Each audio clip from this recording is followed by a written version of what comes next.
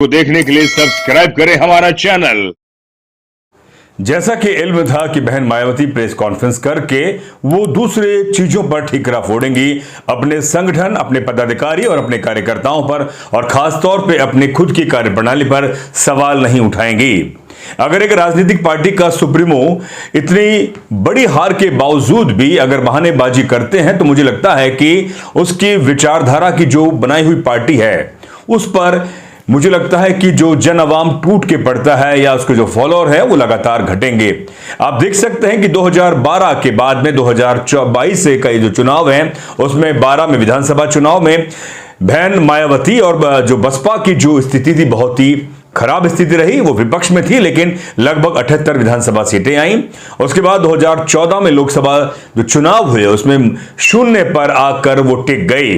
वहीं 2017 में विधानसभा चुनाव में जब मोदी का पूरी लहर थी उसमें मात्र 19 सीटें विधानसभा चुनाव में आई, और साथ ही 2019 में 17 के बाद में 2019 में हुआ जो लोकसभा चुनाव है, गठबंधन से, सपा से जो गठबंधन हुआ उसमें 10 लोकसभा सीटें जीती।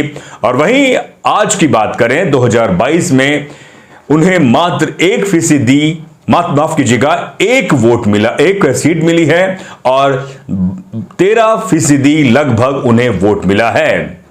वो सीधे तौर पर मीडिया पर ठिकरा फोड़ रही हैं और साथ ही मुस्लिम वोटरों पर कि मुस्लिम उनके साथ बना हुआ था, उन्हें विश्वास था कि मुस्लिम उन्हें वोट करेगा। लेकिन इस तरह का भ्रामक प्रचार किया गया जिससे कि उनके साथ जुड़ा हुआ अपर कम्युनिटी, पिछड़ा वर्ग, अति पिछड़ा वर्ग, उन्हें डर लगने लगा कि अगर मुस्लिम उनके साथ आ गया तो गुंडाराज होगा, जैसे कि सपा को वो लगातार निशाने पर लेते रही हैं। इससे उनका अति पिछड़ा, पिछड़ा और अपर कम्युनिटी वो भी छिटक गई और मुस्लिम समाज भी छिटक गया। सवाल यह है कि आखिर अब भी वो अपनी जिम्मेदारियों पर सवाल क्यों नहीं उठा रही हैं। देखिए क्या कहा बहन मायावती ने। जबकि ऐसे खराब राजनीतिक हालात बीजेपी ने भी देखे हैं।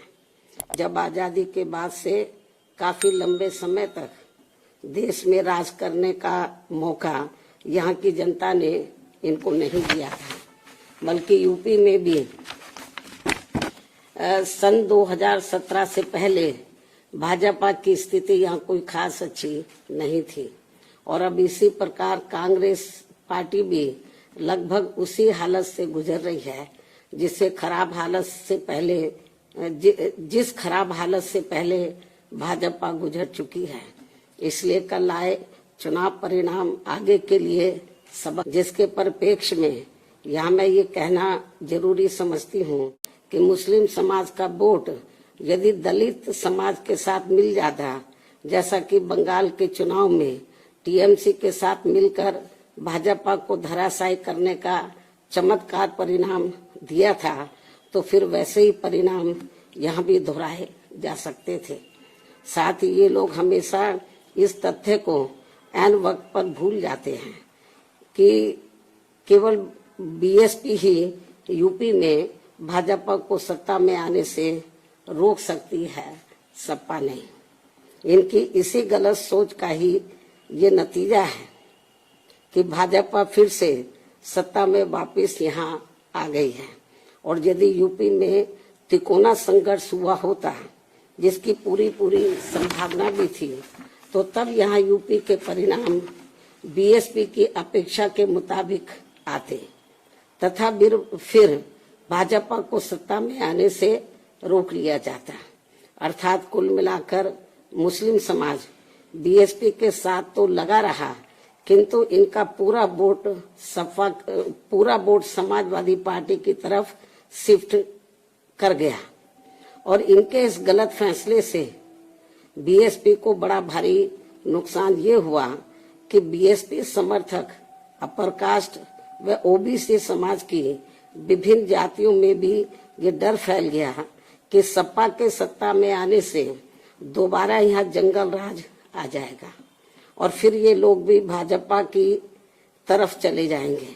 इस प्रकार से भाजपा को हराने के लिए मुस्लिम समाज ने बार बार आजमाई हुई पार्टी बीएसपी से ज्यादा सपा पर भरोसा करने की बड़ी भारी भूल की है, जिसकी सजा बीएसपी को मिली है। ये काफी ये काफी कड़वी व सीख लेने वाली भी है।